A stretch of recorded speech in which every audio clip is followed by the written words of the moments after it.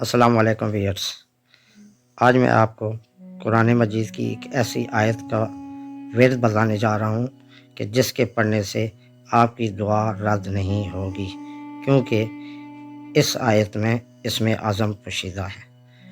اس کے ساتھ ساتھ میں آپ کو اس آیت کے بارے میں پوری تفصیل، اس کا پارہ نمبر، اس کی سورہ اور اس کی آیت نمبر بھی بتاؤں گا، تاکہ آپ کو کسی قسم کی پریشانی کا سامنا نہ کرنا پڑے۔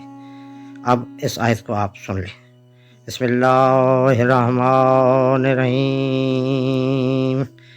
وَإِذَا جَاءَتْهُمْ آیَاتٌ قَالُوا لَن نُّؤْمِنَ حَتَّىٰ نُؤْتَىٰ مِثْلَ مَا أُوتِیَ رُسُلُ اللَّهِ اللَّهُ أَعْلَمُ حَیْثُ یجعل رسالتہ سَیُصِیبُ الَّذِینَ أَجْرَمُوا أَصْغَارٌ عِندَ اللَّهِ وَعَذَابٌ شَدِیدٌ بِمَا كَانُوا یَمْکُرُونَ۔